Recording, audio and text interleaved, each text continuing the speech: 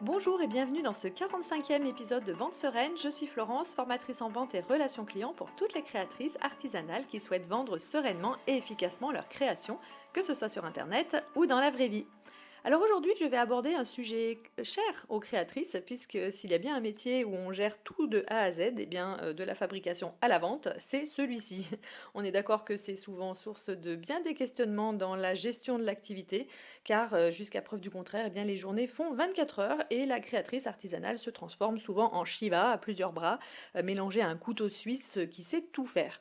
Seulement, cela peut être aussi une source de grand stress, les jours où on a l'impression de ne pas pouvoir tout faire ou qu'on n'y arrivera jamais. Donc si tu ressens ça, eh bien sache que tu n'es pas la seule et que tes sentiments sont tout à fait normaux.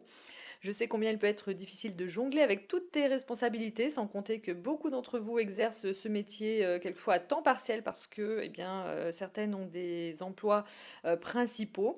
Entre la création, donc la gestion des commandes, les canaux de vente et tout ce qui entoure le marketing et la communication, tu peux vite te sentir débordé. Donc c'est pourquoi il est essentiel de trouver des moyens simples et efficaces pour t'organiser, gérer ton temps et rester productive, tout en prenant soin de toi. C'est important de trouver du temps pour toi et prendre le soin aussi de ta santé mentale. Oui, je prends soin aussi de ta santé mentale. Donc voyons comment on peut s'en sortir pour éviter de travailler encore à 3 heures du mat, de sauter des repas et de vivre comme une pile électrique. Alors je vais parler tout de suite déjà de l'importance de l'organisation. Je sais que j'en parle souvent. Je sais que le mot organisation peut parfois faire peur, surtout pour celles qui préfèrent fonctionner au feeling, hein, comme on dit. Alors oui, le feeling c'est bien et il en faut. Il faut le garder pour certaines choses, mais à un moment donné, si tu veux obtenir des résultats et voir ton activité prospérer, eh bien il est nécessaire d'adopter une certaine discipline, une certaine feuille de route. Aucune entreprise ne fonctionne au feeling dans sa globalité. Alors pas de panique, hein, cette discipline, cette organisation n'a pas besoin d'être rigide ou étouffante. Au contraire, elle peut être souple et adaptée à ton rythme, tout en te permettant de rester sur la bonne voie et d'atteindre tes objectifs pas à pas. Donc justement, cette organisation, eh bien, il faut qu'elle s'applique vraiment aussi à ton mode de fonctionnement. Et rappelle-toi que eh bien, l'organisation et la productivité ne consistent pas à remplir chaque minute de ta journée de travail, mais à utiliser ton temps de manière plus intelligente et efficace. Donc en prenant des mesures simples pour mieux structurer ton temps et tes tâches, eh bien, tu verras une grande différence dans ta capacité à gérer ton activité tout en préservant ton bien-être. Par exemple, eh bien, tu peux planifier ta semaine à l'avance, en notant tes tâches. Alors, je sais qu'il y a la team je note rien, mais en notant tes tâches, eh bien, tes rendez-vous, que ce soit pro ou perso, eh bien, de tout mettre, hein, tes deadlines, etc., eh bien, tout en restant flexible pour t'adapter aux imprévus, eh bien, tu vas avoir une vue d'ensemble de ta semaine qui va t'aider à mieux gérer ton temps et à éviter les surprises de dernière minute. Et le secret, c'est d'établir des routines, qu'elles soient quotidiennes ou hebdomadaires, pour des tâches récurrentes, que ce soit la fabrication, le marketing, la communication, etc. Réserve un moment chaque semaine pour créer, par exemple, fabriquer tes créations et pour planifier aussi tes publications sur les réseaux sociaux, si tu es sur les réseaux sociaux. C'est le genre de routine qui va te permettre de gagner du temps et de rester organisé sans trop réfléchir, surtout quand c'est une tâche qui ne nous plaît pas spécialement. Si tu commences à réfléchir, eh bien, tu vas procrastiner cette tâche et tu ne vas jamais la faire. Et dans la vente, par exemple, la communication, sous quelque forme que ce soit, hein, que ce soit sur les réseaux ou autre, eh bien, la communication est essentielle et elle doit faire partie de tes routines et elle doit être régulière. Donc pour ma part, je me note chaque semaine les jours où je dois créer, les jours où je dois poster. C'est devenu une routine, je ne me pose plus de questions. Alors pour ma part, j'aime créer sur Instagram, mais il peut arriver par contre qu'il y a des moments où je n'en ai tout simplement pas envie.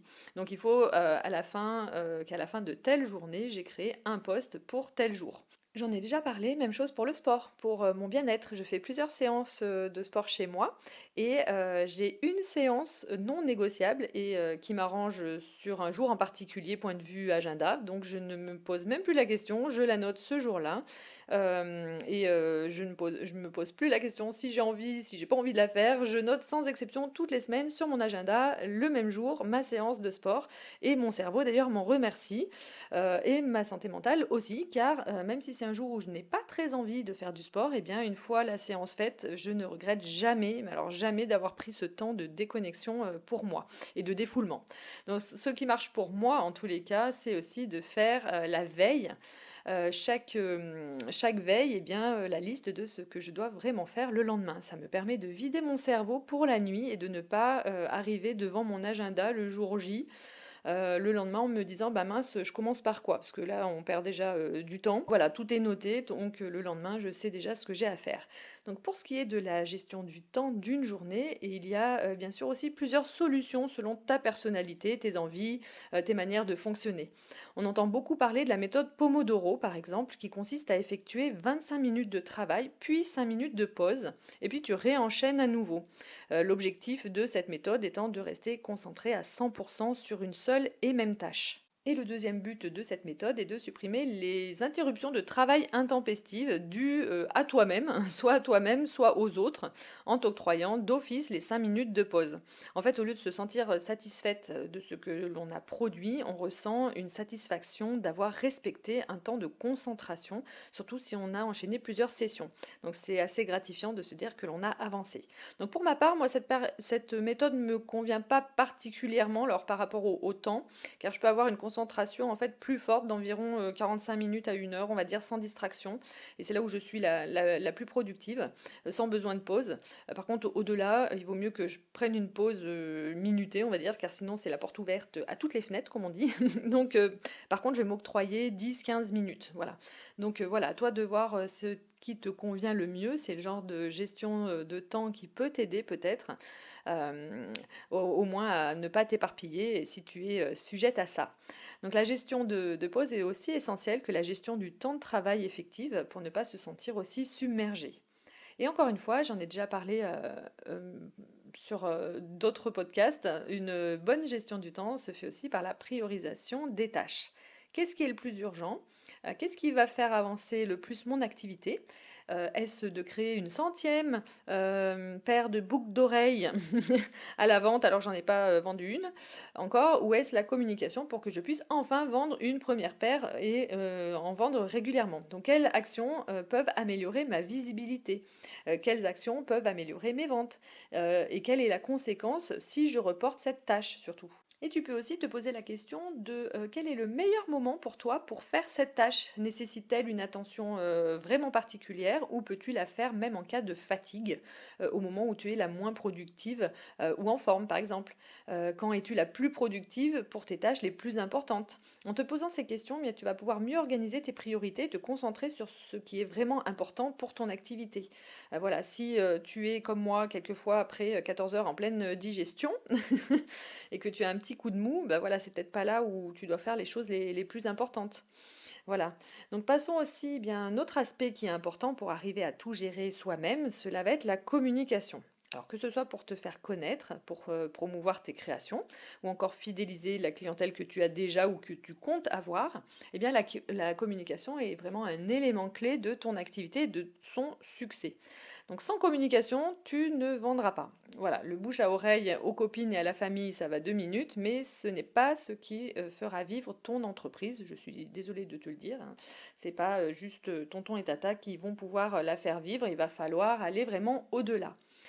Et tout comme l'organisation, eh bien, il va falloir prioriser tes efforts pour être efficace. Et c'est vrai que souvent, ce n'est pas la partie que tu aimes le plus. J'en suis consciente, je le sais. Ce que tu aimes, toi, c'est créer, fabriquer. Et comme je vous le dis souvent, eh bien, quand on se lance dans la vente, on passe de l'autre côté de la force. Donc, si tu veux vendre, eh bien, tu dois communiquer. C'est un des éléments principaux. Alors, je sais que ça peut te sembler une tâche énorme, mais toujours pareil, tu peux t'organiser pour que ta communication soit efficace sans te laisser submerger. Donc je l'ai évoqué précédemment d'ailleurs, si tu communiques par exemple sur les réseaux sociaux, eh bien prends un peu de temps chaque semaine pour préparer tes posts. Tu peux même les programmer. Garde-toi un bloc de temps pour rester aussi sur les réseaux et interagir avec ton audience, répondre aux commentaires, aller voir tes abonnés, etc. C'est ce qui fait que tu vas renforcer la relation avec tes clients, même si ça peut te sembler chronophage. Donc réserve-toi une plage horaire où tu ne fais que ça, mais sans scroller sur une vidéo autre de chat ou de cuisine, hein, je sais, la tentation est grande. Et surtout, eh bien, comme tu gères tout toute seule, et si tu n'as pas beaucoup de temps, je te suggère grandement de ne pas être présente sur tous les réseaux sociaux. Je l'ai dit souvent aussi. C'est vrai que plus on multiplie les endroits où on est, eh bien, plus on prend de temps aussi.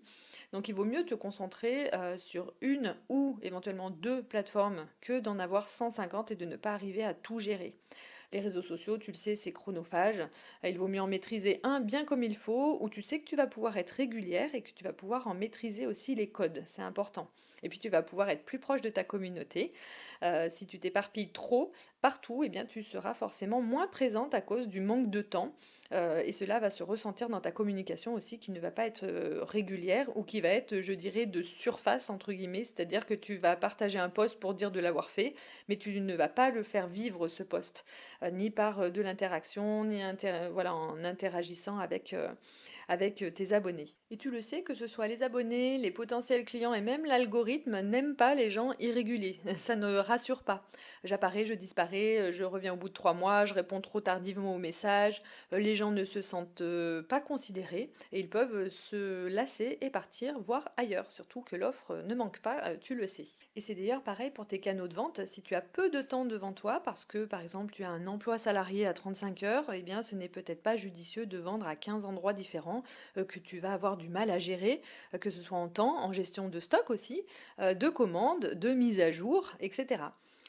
En ce qui concerne l'administratif, qui est aussi un point que l'on n'aime pas forcément particulièrement, eh bien je préconise de le faire vraiment au fur et à mesure et au moins une fois dans la semaine, parce qu'il vaut mieux passer 10 minutes à noter tout ce que tu as fait en temps et en heure, plutôt que de mettre 3 heures le dernier jour du mois pour calculer ce que tu vas déclarer à l'URSSAF, ou pire, quand tu dois faire tes impôts et que tu dois tout recalculer et tout rechercher.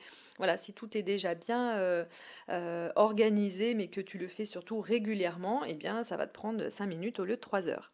Donc, il est souvent tentant de repousser cette partie administrative, hein, je comprends, mais si elle est sous contrôle régulièrement, tu vas te réduire le stress aussi et éviter les erreurs et les trous de mémoire qui peuvent survenir lorsque tu essaies de tout rattraper en une seule fois. Et cela te permet aussi surtout d'avoir une vision claire et à jour de la situation aussi financière et opérationnelle, ce qui est essentiel dans tous les cas pour prendre de bonnes décisions. En fait, l'administratif, je le vois un peu comme les tâches ménagères finalement. Soit tu décides d'en faire quelques minutes par jour, tu vois, soit tu te fais 1, 2, 3 heures le samedi, donc ça c'est pas cool quand il fait beau, ou que tu avais justement prévu de fabriquer, de créer, ne serait-ce que ce soit pour ton activité ou ton plaisir. Donc si tu t'en fais encore une fois une routine, eh bien tu vas développer une sorte de discipline qui va devenir naturelle avec le temps, tu le verras. Donc tout ceci va finalement participer à maintenir un équilibre entre le professionnel et le personnel, c'est important. Tu vas pouvoir aussi te libérer du temps pour te concentrer sur ta création et le développement aussi de ton activité, tout en gardant l'esprit tranquille et t'aménager des temps de déconnexion qui sont tout aussi essentiels à ton bien-être. Donc si tu évites de te surcharger, eh bien tu vas pouvoir cultiver un équilibre entre le pro et le perso et t'aménager des moments de repos. Et ça, c'est vraiment très important pour ton épanouissement pro comme perso. Et en réalité, quand on gère tout soi-même, il y a vraiment une chose à retenir, c'est de simplifier. C'est avec le fait de simplifier que tu vas pouvoir trouver une sérénité et un équilibre. Simplifier la fabrication, simplifier l'offre que tu as, simplifier la communication, simplifier tes canaux de vente, simplifier tes réseaux sociaux, bref, c'est aller à l'essentiel pour tout. Si tu veux mettre en œuvre chaque idée que tu as, et je sais que tu as des tonnes d'idées, eh bien tu multiplies les chances, enfin les risques plutôt, de te perdre dans tout ce que tu as à faire. Et c'est valable pour tout. Ce n'est pas parce que tu as 150 catégories de bougies différentes que tu vas plus et mieux vendre. Il vaut mieux avoir une bonne création que 150 moyennes et que tu ne peux pas gérer. Car gérer en plus, même admettons un stock dormant, donc que tu ne vends pas, ça a aussi un coût. La multiplication en fait a un coût financier et un coût en temps. Quand tu multiplies toutes les tâches, etc., eh bien, ça te coûte du temps. Tu n'as pas ce temps ni peut-être cet argent, donc simplifie un maximum. Ton message sera d'autant plus clair aussi, tout comme ta cible d'ailleurs. Qui cibles-tu avec tes créations? Là encore, va à l'essentiel. Tu auras le temps d'élargir la cible quand tu seras bien établi et bien organisé et au clair avec tes idées. De la même manière, tu peux simplifier les décisions en apprenant à dire non à certaines demandes. En acceptant en fait toutes les demandes et opportunités, eh bien tu risques aussi rapidement de te retrouver débordé et perdre de vue tes priorités. Je ferai un épisode de podcast dédié à ce sujet. Donc concentre-toi sur ce qui fonctionne le mieux ou ce qui a le plus de chances de fonctionner. Simplifier, c'est aussi savoir dire non à ce qui n'apporte pas de valeur ajoutée pour te concentrer sur l'essentiel et avancer sereinement dans ton activité. Moins c'est compliqué et mieux c'est. Et ton cerveau te remerciera, tu verras. Donc si tu as les idées claires, tu vas pouvoir avancer plus sereinement. Et sereinement, c'est le mot d'ordre ici, n'est-ce pas? Donc en allégeant ta charge de travail, eh bien, tu clarifies ton esprit. Cela va te permettre de te focaliser sur tes priorités, de prendre de meilleures décisions et de maintenir surtout ta motivation et une attitude positive face à ce que tu vis au travers de ton activité. Et c'est un beau cercle vertueux vers lequel on a tout envie d'aller, n'est-ce pas? Donc voilà, eh bien écoute, si cet épisode t'a plu, je sais que je le répète souvent à la fin de chaque épisode, mais je t'invite à le noter, le liker et surtout t'abonner sur la plateforme de ton choix, ça c'est important, tu sais que ça m'est d'une aide précieuse, puisqu'à part les statistiques, eh bien je vois pas si vous aimez ce contenu, à part bien sûr les personnes qui prennent le temps de me faire un retour spontané en message privé sur Instagram, c'est adorable à vous et je vous remercie évidemment pour ça. Voilà, je vous souhaite une bonne journée ou soirée selon votre heure d'écoute et je vous dis à bientôt pour un prochain épisode.